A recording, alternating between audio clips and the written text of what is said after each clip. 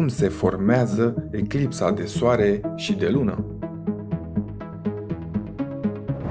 Ca să ne formăm o perspectivă, aceasta este mărimea relativă a Soarelui, Lunii și a Pământului.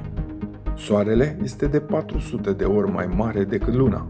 Acum, haideți să vedem distanțele reale dintre aceste trei corpuri cerești. Soarele se află la o distanță de 390 de ori mai mare decât se află Luna față de Pământ.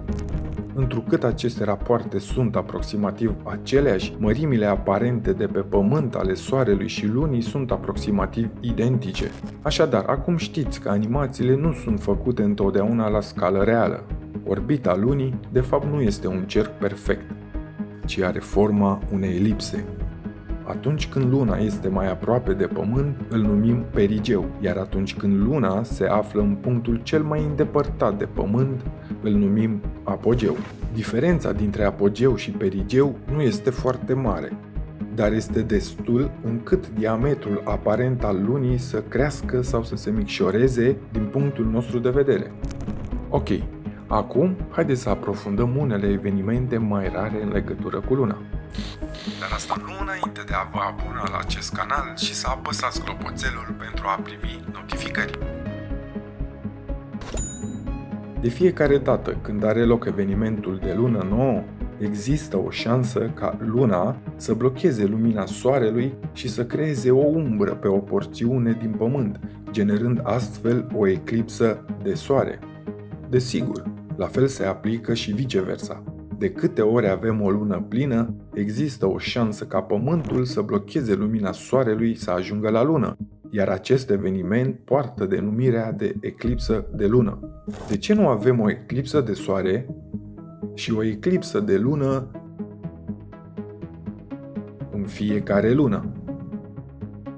Pe măsură ce Pământul orbitează în jurul Soarelui, putem realiza un plan 2D care se numește ecliptică. Orbita Lunii nu se află în același plan, ci este înclinată cu aproximativ 5 grade. Asta înseamnă că în majoritatea timpului Luna trece când pe deasupra, când pe sub Soare. Putem trasa două puncte invizibile în spațiu unde orbita Lunii intersectează planul ecliptic. Acestea se numesc noduri lunare. Când acestea se aliniază cu Soarele, Pământul și Luna, atunci are loc eclipsa de Soare sau eclipsa de Lună și este denumit sezon de eclipsă. Asta se întâmplă de 2 ori pe an. În timpul unui sezon de eclipse, nu există nicio garanție că vei putea vedea ceva.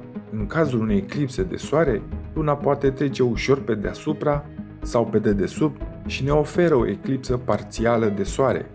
Aceasta nu va diminua lumina Soarelui suficient de mult pentru ca noi să o putem observa. În cazul în care Luna trece în întregime prin fața Soarelui, atunci vom putea vedea eclipsa. Dacă Luna este mai aproape de apogeu, atunci va apărea mai mică și vom obține ceea ce se numește eclipsă solară inelară. Iar dacă Luna este mai aproape de perigeu, atunci va apărea mai mare și vom obține eclipsă totală de Soare. În general, se produc ceva mai multe eclipse inelare decât cele totale, deoarece, în medie, Luna este situată prea departe de Pământ pentru a masca complet Soarele. Chiar dacă ești destul de norocos să fii în locul potrivit de pe Pământ, cel mai mult timp în care vei putea vedea o eclipsă de Soare este de aproximativ 7 minute. Și va trebui să te afli în umbră. În cazul unei eclipse de lună, Pământul este cel care blochează lumina Soarelui să ajungă la lună și în acest caz putem observa o eclipsă parțială sau o eclipsă totală de lună. Acest lucru poate fi văzut de oriunde de pe Pământ unde este noapte și va dura câteva ore. Timp de aproximativ o oră, Luna va apărea roșie din cauza luminii solare care se îndoaie în jurul Pământului. De aici a căpătat denumire de lună roșie sau lună sângerie. Atenție! Pentru a observa cu ochiul liber o eclipsă de Soare, de orice tip ar fi ea, este nevoie de un filtru solar special. Fără acest filtru, observarea eclipsei duce la accidente grave ale ochiului, care pot ajunge până la orbire.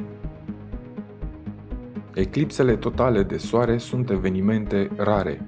În medie, umbra lunii trece prin același loc pe Terra doar o dată în 370 de ani. Însă răstimpul poate să nu fie decât un an, minimum, sau să se întindă pe milenii.